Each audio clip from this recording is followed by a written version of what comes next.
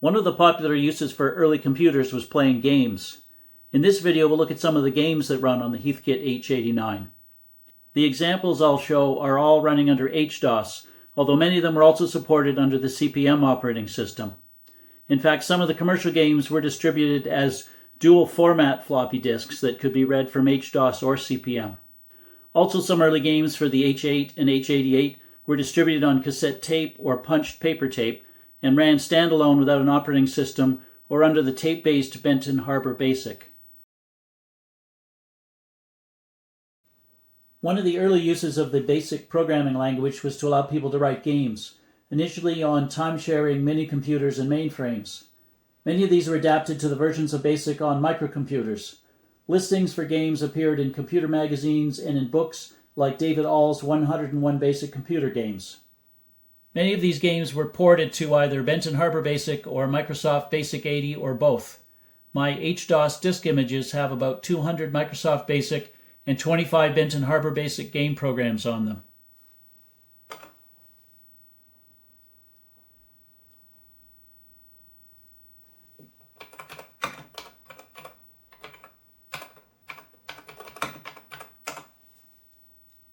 The games tend to be text-based, as most versions of BASIC didn't have graphics or sound support, and they were originally developed on computers with no graphics capabilities. I'll just show a few here. The first all run under Microsoft BASIC.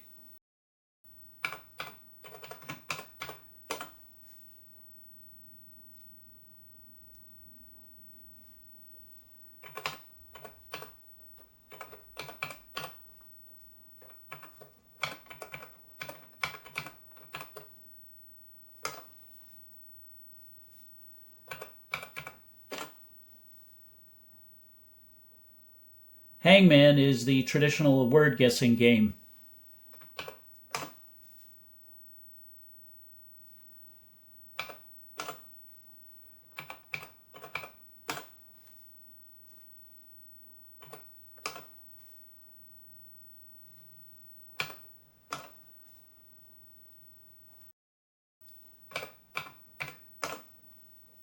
Animal is a classic game where the computer tries to guess what animal you're thinking of by asking questions.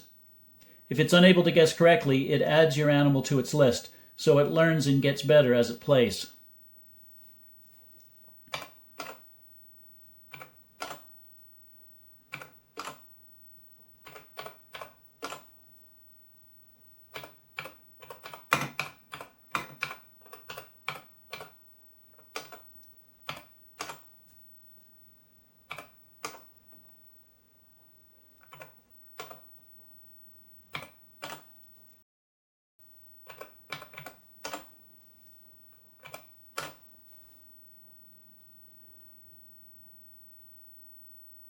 Hunt the Wumpus is a game where you search for a creature called a Wumpus in a cave with 20 rooms and try to shoot it before you're killed by one of several hazards.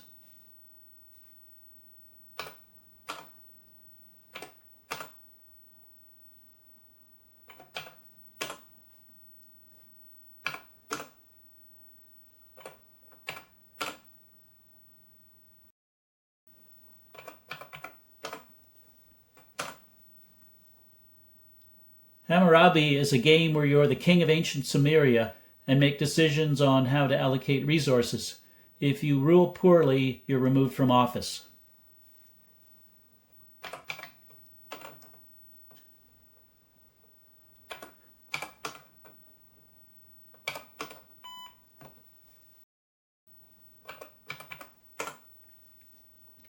Lemonade Stand is a cute game where you sell lemonade. You decide how much to make and what price to set, and try to earn a profit.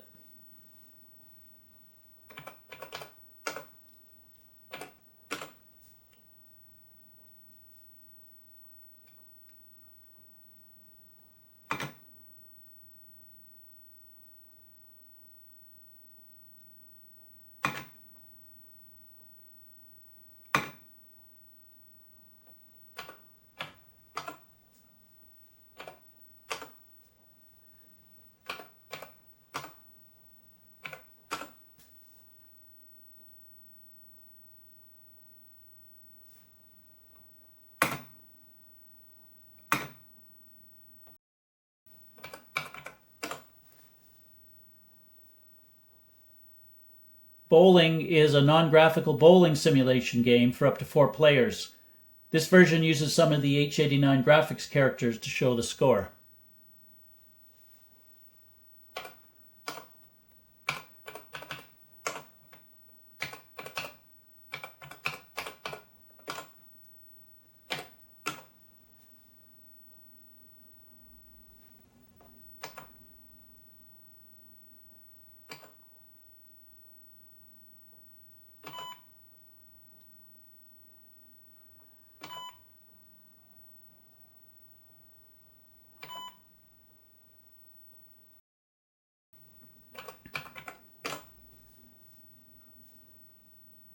And finally, here's a version of the card game Blackjack, or 21.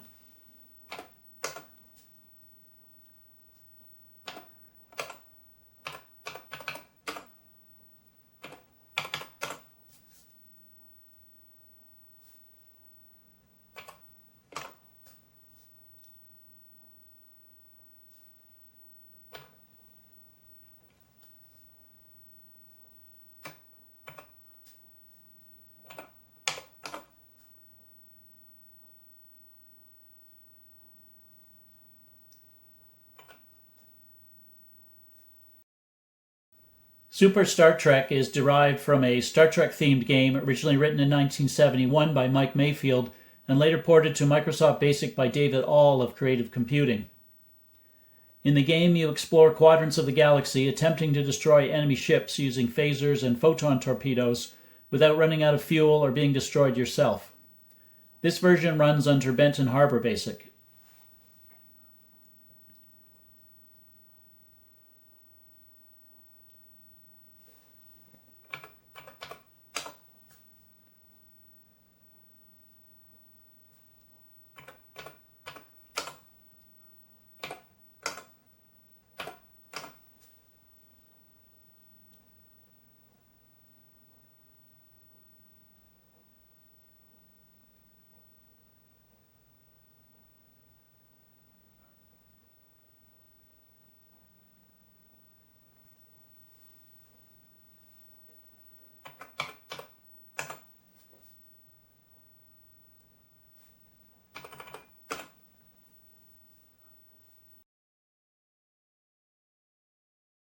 We'll now look at some native games. By native, I mean games that were not written in BASIC, but in machine language or a high-level language that was compiled to machine code.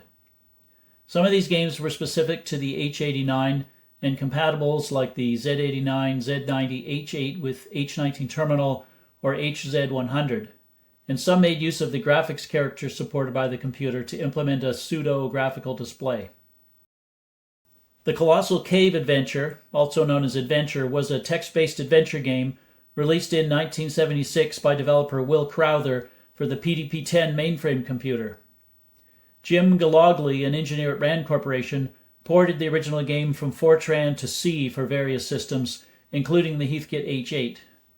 Gordon Letwin, who worked on Benton Harbor Basic and HDOS, ported it to the HDOS operating system.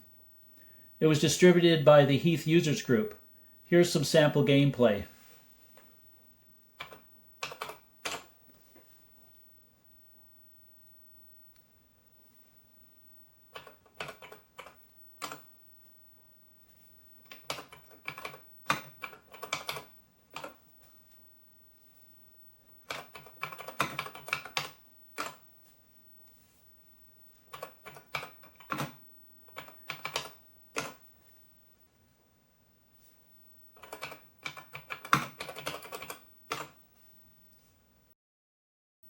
Eliza was an early natural language processing computer program developed in 1964 at MIT by Joseph Weizenbaum. It allows the user to interact with a simulated psychotherapist of the Rogerian school, in which the therapist often reflects back the patient's words to the patient. This version for HDOS was sold commercially by the Software Toolworks and was based on Weizenbaum's original version.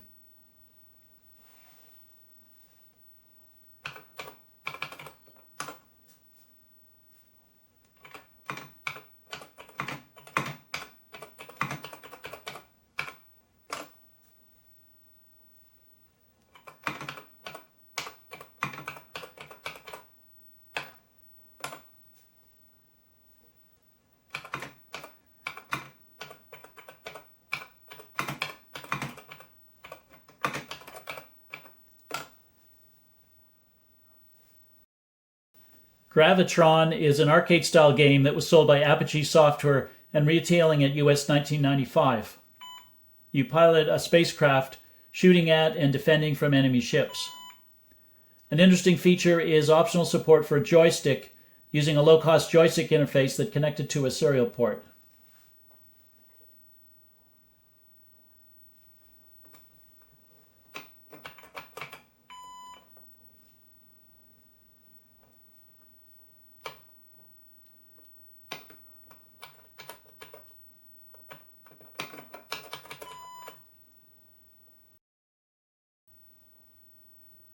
Space Odyssey 1 by Joe Gargiulo is another graphical space game that takes place in the distant year 2033. It's a complex game with 6 pages of instructions. I'm running it here in demo mode.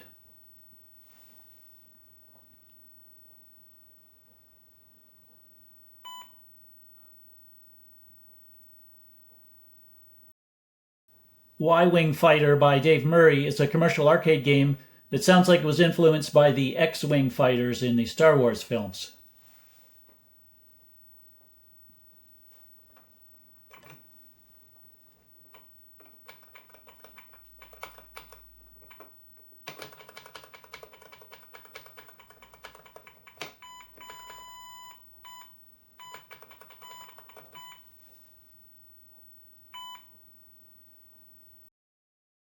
Y-Wing 2 is a sequel to the Y-Wing Fighter and is similar but with new features and levels.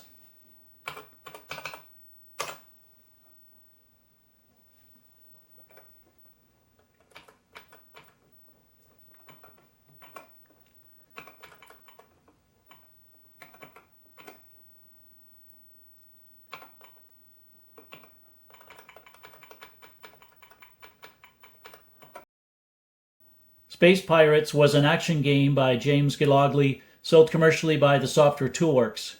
Here's some gameplay running in demo mode.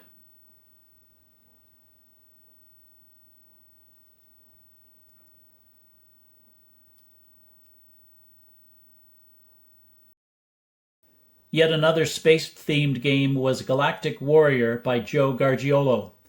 Here it is running in demo mode.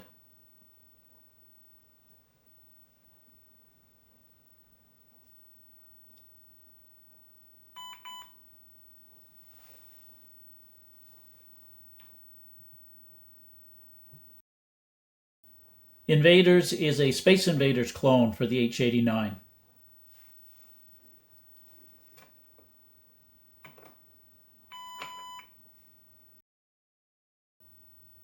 Invasion is another Space Invaders-like game.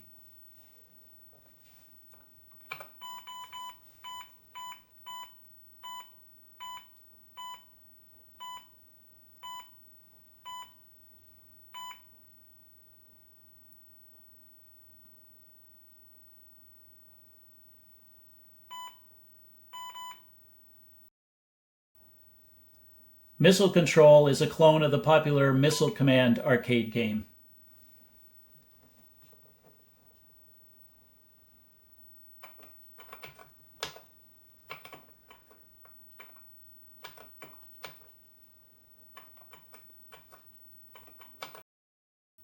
My Chess is a nicely done chess program written by David Kittinger with H89 display support by Ray Glogly and Walt Belofsky. It uses standard chess notation and plays a decent game of chess with selectable levels.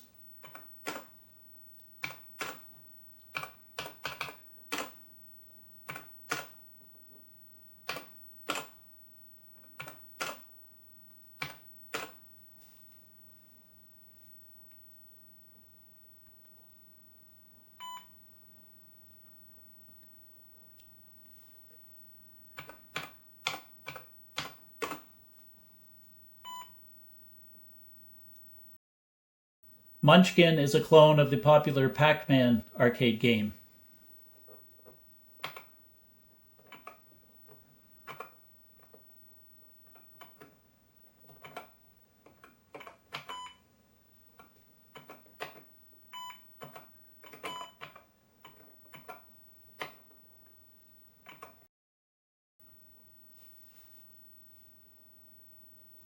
Airport was a sophisticated air traffic controller simulation game by James Gillogley and sold by the Software Toolworks.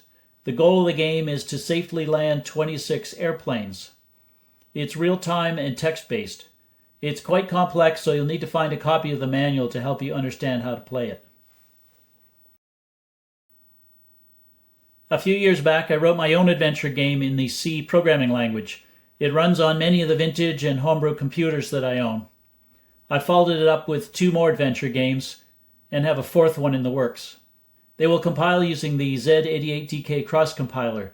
It directly supports CP/M, and I have an experimental port that supports compiling programs to run under HDOS. Here's a short session of one of the games.